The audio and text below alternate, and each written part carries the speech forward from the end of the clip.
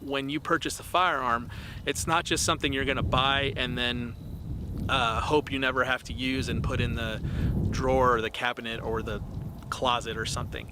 You actually have to know how to use your gun, and you should actually practice with it. You should practice with it a lot. If you own a firearm, training with the firearm is a requirement. If you ever have to use it or you don't want to be a liability to yourself and to your family, you need to be very familiar with the weapon. So first thing is basic firearm safety rules, and everybody always goes through these things. You'll see them everywhere. They come in the owner's manual for your firearm. But just to summarize, first thing is your finger should be somewhere other than the trigger. All right, so if your finger is here in the trigger, the gun can shoot. This is a Glock. It has no safety, no external safety. It's got internal safeties that are deactivated as you pull the trigger, but there's no actual mechanical safety on this Glock. But your finger has to be on the trigger for the gun to shoot.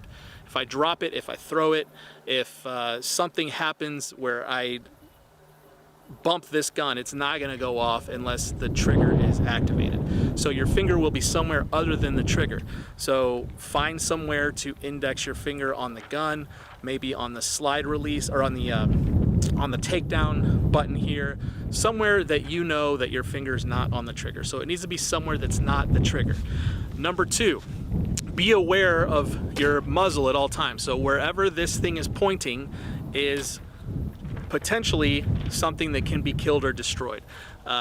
Mayhem comes out of the end of this thing. So rather than just thinking about, I need to have this pointed at a safe direction, a better way to think about it is that I need to know exactly where this is pointed at all times. So right now I got to point it straight up. You can point it straight down. You can point it down range at your target, whatever. But you need to know where the muzzle is pointed at all times.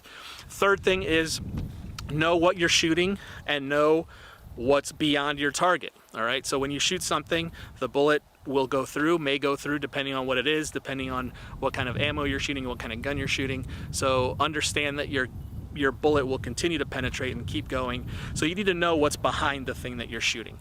So know where your figure is, know where your muzzle is, know what your target is and what's behind your target. And then the last one is treat every firearm as if it's loaded. So you know, every time somebody hurts themselves with their own gun, it's because they thought it was unloaded. So you're gonna check.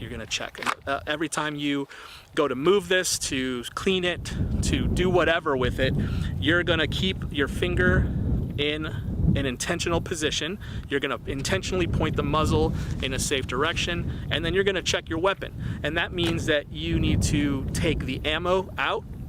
So you need to make sure that the ammo is clear, that there's no ammunition in the weapon, and then you need to make sure that the firing mechanism and the slide and all this stuff is clear as well. So I'm going to remove the source of ammo, so I'm taking my magazine out, but people will tend to forget that even though I've cleared the magazine, there may still be a bullet in the chamber. All right, so you need to be looking in, visually inspecting the firing mechanism, the chamber, the barrel, and make sure everything's clear. Now this gun is clear. Now even though I know the gun is clear, I'm still gonna treat it as if it's loaded, and I'm still doing the things like making sure my finger's somewhere not on the trigger and making sure that the muzzle is pointed in the direction I want it to point.